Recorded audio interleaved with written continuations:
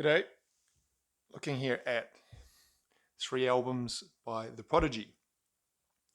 Prodigy are a British English electronic act, and these are 3 secondhand CDs that I've bought. I think I remember getting that was 50 cents. These 2 I can't remember specifically, but I would guess 50 cents or $1 max, and they're all in the condition of the time, what you'd expect. So this is a 94 album, 97 and 2004, and they all look like about that, an album bought in that time and the condition you would expect. But no major damage, no cracked cases, jewel case intact. Jewel case intact when those protected jewel cases. There's a little crack there on that case, but nothing too bad, and jewel case intact. So the Prodigy are a band I like, and they are kind of a symbolic of a particular musical turning point in my life, I guess, without overstating it. So just go through and talk a little bit about each album. So Music for the Jilted Generation came out in 94, and this was their, I guess, I think they had 1 album before this, but this was quite a their first successful album, maybe. It got to number 1 in Britain, 198 in America, and number 3 in New Zealand. And it's kind of considered to be a seminal work, an album that represents a genre and a time perfectly. Maybe not perfectly, but it across the board it gets critical praise even to this day, and did at the time as well. Prodigy are or is basically Liam Howlett. He's the main songwriter, producer, founder of the band. He had some other guys in the band, and their roles changed and evolved over time. So there was Keith Flint, who started as just a dancer and went on to be a vocalist, and then especially live, he was a big part of it. And Maxim, can't remember Maxim's real name, but he was the guy with the dreads, and sometimes he had like cat's eye contact lenses. I think in the Breathe video he had that. Same thing. And actually, he was never a dancer. He was he's like a rapper, vocalist, and his role kind of waxed and waned over time.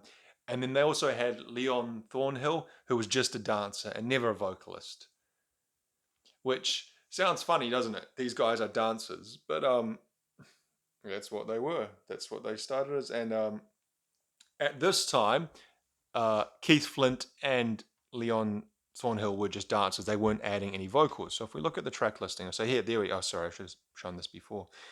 There's Maxim. He does the vocals on. Well, I'll get to that when I come to it. But in Breathe, for example, that's him and Keith Flint. So Keith Flint does part of it, and Maxim does part of it. That's Liam Howlett.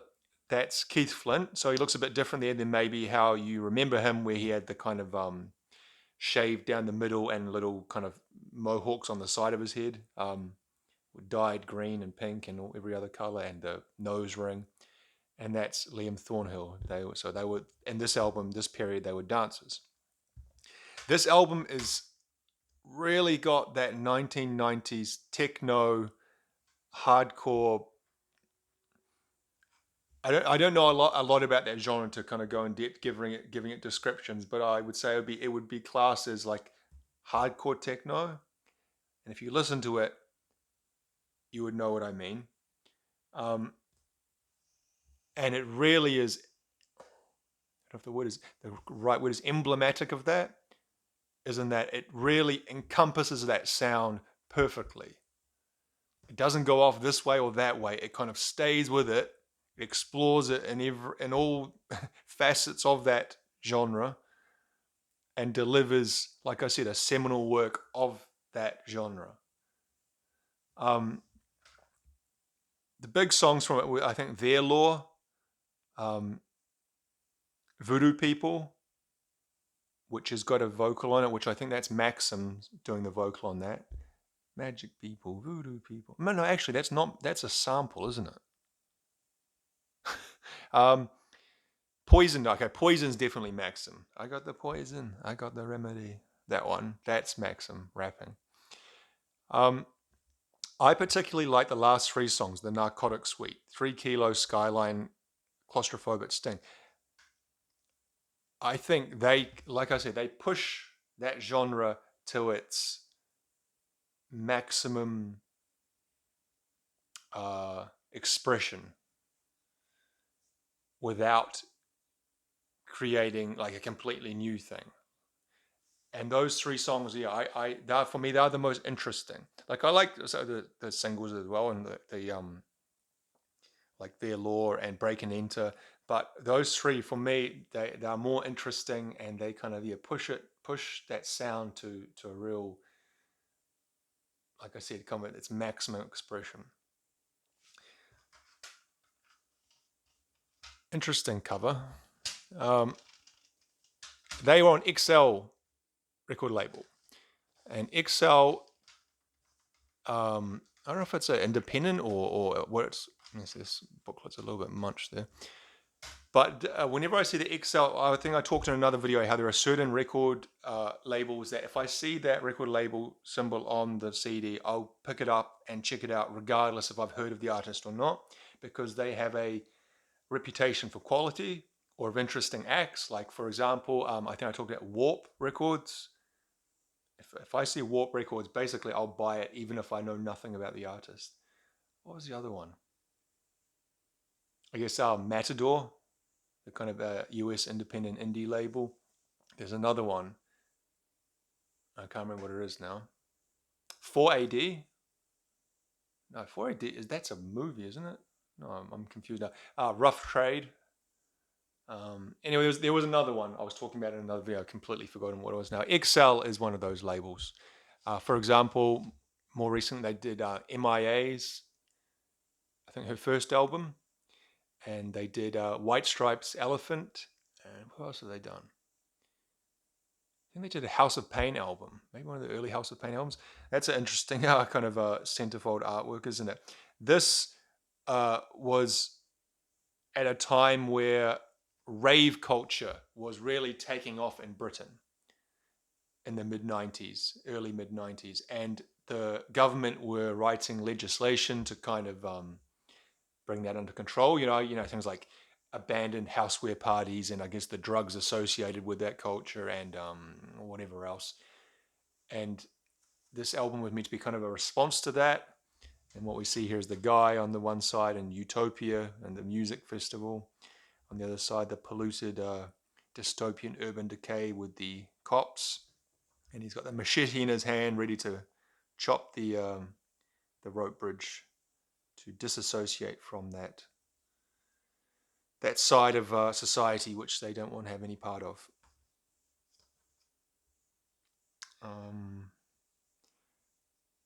All tracks written by Al Howlett. Yeah.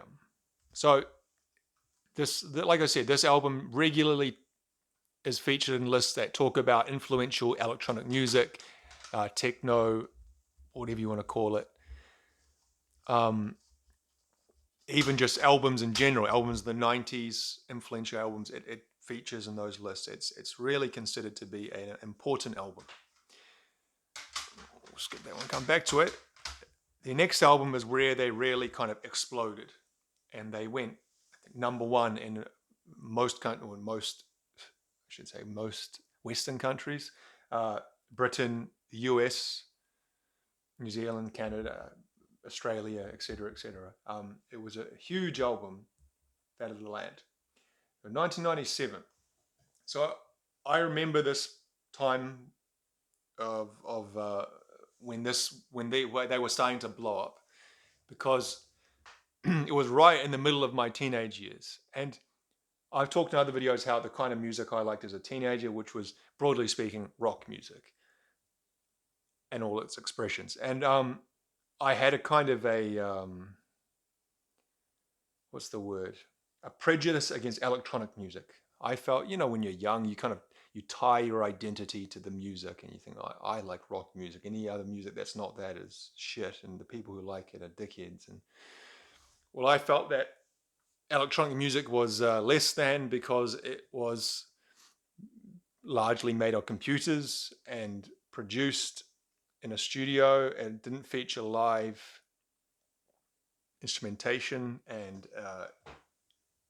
didn't require any skill, and all the arguments I'm sure everyone's heard, maybe even some of you believe. um, but when this album came out, and before that, it was so undeniable that I couldn't say nah or pretend I didn't like it. And there was, I guess, Chemical Brothers to a lesser extent were in a similar vein, where I kind of couldn't help but like them, and it kind of opened my mind to different kinds of music, I guess. And that's really what these bands often do. They're kind of like the foot in the door. They allow you to go out and explore so much more within the genre that they represent.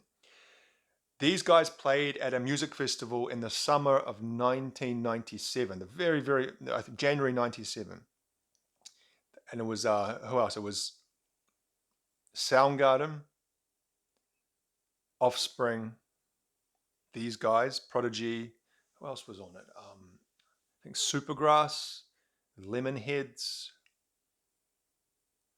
one or two other kind of big-ish bands. Oh, Fear Factory. Fear Factory played. Um, and their set, they played, I remember, the kind of the mid-evening, just as the sun was starting to set. I guess around like kind of 7:30ish. Their set was massive. Just the crowd they got, and the people went nuts.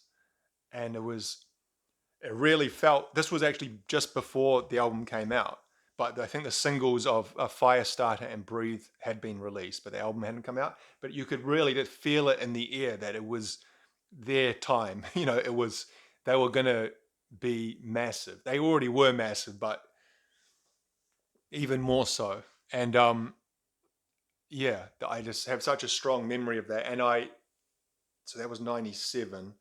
97, 98, they just kind of blew up. I can't remember exactly when 97 they released this album. I guess it would have been mid-year. Yeah, June 97. And it kind of just was everywhere for the rest of that year and into 98. It was huge. And I think it's a great album. Obviously, there's songs that everyone would have heard, like Breathe and Firestarter. Firestarter in particular. Smack My Bitch Up kind of became famous for the video, a bit controversial. Um, there's a few kind of interesting things in it. Funky Shit uses a Beastie Boys sample.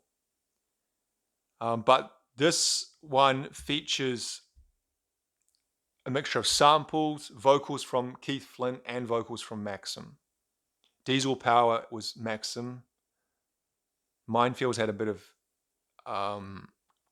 Maxim. Narayan had the guy from Cooler Shaker. What's his name? Completely.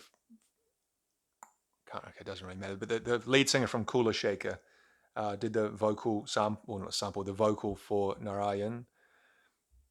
Climatize was a instrumental. And that song in particular, I feel, was the first instrumental, non-vocal electronic song that I really heard and listened to and enjoyed, and that opened my mind to that kind of music. And yeah, I still like that, love that song to this day. Fuel My Fire is an L7 cover from their album. What's the one? Can't remember the name of the album. I've got the album somewhere, but I can't remember the name. And Keith Flint did the vocal for that. So this album differed from Jilted Generation because it had a much more, I guess, what you call electro punk. Even in their live show, they had a guitarist come out and for some of the songs, and I think they had a live drummer for some of the songs as well. So they really tried to put a mixture of the rock punk together with the electronic and that big beat sound that was coming of age in the late 90s. Again, like I said, artists like Chemical Brothers, Fatboy Slim, these guys, they really pushed that sound of big beat, and that's evolved from just a purely more hardcore techno, which they had in the previous album. And you can hear that, yeah, especially on Fuel My Fire. It basically sounds like an electronic punk song. I also like the song Narayan because it's kind of a more, it's a colder song. It's not so in your face. It's kind of like, it's hard to describe, but it's a great album. It's like I said, it reminds me so much of that time. I think it's got an interesting cover as well, the crab. Like why, I don't know why they chose that as the cover art.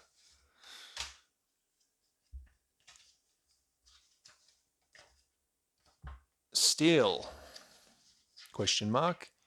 We have no butter, but I ask you, would you rather have butter or guns? There they are in illustrated form. It's the liner notes for the songs written by Liam Howlett on almost every case. Okay, Smack My Bitch Up is his vocals by Shaheen Bada. Vocals for Breathe by Keith Flint and Maxim. Etc., etc. Oh, hang on. Diesel Power, vocals by Cool Keith. My apologies. I said it was Keith. It was Maxim.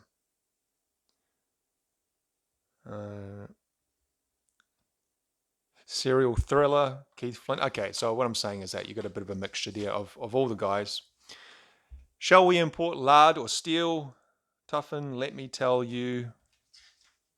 Preparedness makes us powerful. Butter merely makes us fat. Lard. You know what I don't like about this album is the CD. Look at that. I've never liked that. There's something about it I don't like. Is it the color? Is it the shape? I don't know, but I don't like it. But anyway, I really don't think that's important. That is from the Breathe video shoot. Liam Thornhill still in the band at this stage, dancing his life away. But he left the band shortly after. He wanted to do more than dance. And lastly, always outnumbered, never outgunned. This is 2004. This was their follow-up to Fat the Land. So they had a 7-year gap between albums. And he apparently had a bit of writer's block, Liam Howlett, between albums that he... Remember they released that single, Baby's Got a Temper? And for some reason, it got absolutely slated by music critics. And I never really understood why. I thought it was actually quite a good song. It sounded like Prodigy. It was the most Prodigy sounding song you could imagine, but maybe people felt they weren't evolving enough or whatever, but he kind of, or he, I should say, Liam Howlett kind of tore up what he had done after that and started again, and that's why it took so long. This album, they used other vocalists, especially Juliette Lewis, actress and musician. She's in the Licks, I think. Juliette Lewis and the Licks was her band. To me, this album's not bad. It's got some really good songs on it, but I don't feel it's really much of an interesting evolution. It's still that big beat sound. And it's basically only that big beat sound.